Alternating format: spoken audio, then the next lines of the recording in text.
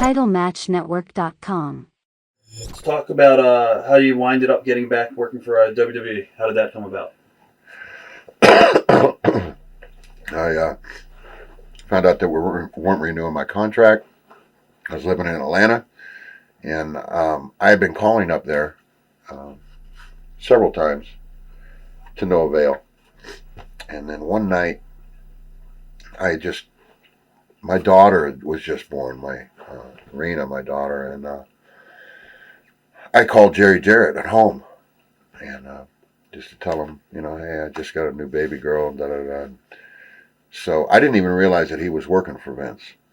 And then he says, hey, well, what are you doing? I said, well, I don't know. I had some things I was going to do, but he says, well, you think about coming up to working for Vince? And I said, well, I've tried to call. I said, I don't get any positive response back. So he said, well, let me call you back. So a couple days later, he called me back. I flew up there and worked a couple dark matches. And that's when the Doink thing was thrown at me. I guess, what did you think when you heard about the Doink gimmick? And how did it come about? How did the entire character come about? Well, I went up there for 2 days. We did 2 days of TV tapings, just as Matt Borne. And Vince, he gave me a contract. He gave me a 2-year contract before I even knew anything about any Doink thing. And so they come and get me, and Vince wanted to talk to me. So we go in the back at this arena, and he starts talking to me about growing up in the business. We're talking about Lonnie Main and what it was like growing up in that atmosphere and stuff. And talking about how Lonnie was always, because Vince knew Lonnie, because Lonnie worked for his dad years ago. And then he just came off with, you know what, I've been thinking about this thing. And actually, Hawk had the idea years before. But Vince, he says, that's a fine line, He goes, it'll work or it won't. He says, but I think you could probably do it if you think you can. So when he's telling me that, I was at a loss for words, I didn't know how to take it. And he told me, he says, it's not written in stone. He says, if you got any other ideas, he goes, throw them on the table. We can talk. He said, but I think you could do it if you do. And so he says, think about it. I was going home the next day. He says, go home, call me by Friday. And so I went home, slept on it, and I knew that, hey, if it worked, more than likely to get a push. So I went home and slept on it and called him, and then we rolled. Did you see the potential in it? I did. I never doubted it a bit. Right. But everybody else did. I guess, so you weren't hesitant at all on the gimmick? Not at all. Okay. What were your impressions of Vince around this time period? As now the company was over. I thought he was great. I had a good relationship with him. Okay.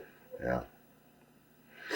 I could call him at any time, get right through to him, and he was very, very open to communication with me. How different was it now, from going to being a known wrestler to now working under a disguise? Was it better for you? Or? Oh, I loved it. Right. I loved it, yeah. Easy to go out? Yeah. Pretty much people knew who you were anyway, so. Well, no, I liked that part of it. I could put my gimmick on, and everybody knew. Right. And I could take it off and put a hat on and blend. How did you develop the character? I mean, as far as body language goes, and early on in the Doink character, and did you do things differently as time went on? I watched a lot of Batman. Right. I watched a lot of Cesar Romero as the Joker. It's pretty much it, and remembered a lot of Lonnie. Right. And just rolled. Stood in front of the mirror a lot. A lot of practicing. Yeah. Okay. With my face paint on naked. No, Right. I'm kidding. Then you did a big angle with Steve Kern. I think that was one of your first programs as Doink, or no? No, it was with Crush. Okay, that's right. Steve Kern was involved. What are your memories of that whole angle? I didn't, I had problems because Steve Kern kind of went behind my back to try to, because Steve Kern and I kind of look alike. Back then we maybe more so, I haven't seen, but we looked alike, and people thought that he was me sometimes, or I was him, and so he kind of, without even asking me how I felt about it, he was trying to push, because he was doing that other gimmick. What was his gimmick? Skinner. He wanted to be Doink, and I was getting the thing over, and I kind of was taken aback about that a little bit, Right. As far as your friends, how did they react when you first told them about the gimmick? Oh, they thought, I mean, friends in the business? Yeah. They thought it was a joke. Piper thought it was, he goes, what the heck is Vince doing with you up there? Jesse, I remember Jesse called me, and he said, Matt, what the hell is Vince doing with you up there? That's bullshit, And I was kind of, my heart hurt, when those two guys, put it down. But right. I still didn't bat an eye. I knew. You knew it was going to get over. I knew. There wasn't a doubt in my mind. I guess, what were some of your favorite skits that you did with the Doink character? Favorite skits. Well, the one where I dumped the water over his head in that interview. Right. I think that was in Saginaw, Michigan, or I forget where it was. I just and then on SummerSlam '93 when Bruce Hart was sitting ringside, and I was wrestling Brett, and Pat Patterson wanted me to take a douche Bruce Hart with a bucket of water, and he didn't know it or anything. So I didn't even know Bruce, so I took a bucket of water out with me and a bucket of confetti, and I douched Bruce with the water, and he come over the railing, and that's how we started the match, actually. Right. But yeah, caught him by surprise, and we became pretty good friends after that. As far as the Doink character goes, at any time did you feel that things were getting a little bit carried away, like the gimmick was too out there, or? No, I never thought that at all. I did kind of question when they started doing the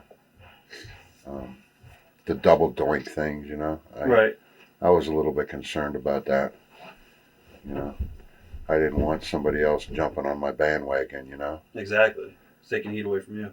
Yeah. Did it bother you when all the other Doink characters started coming out, and it was like a revolving door for the most part? No, not at first. I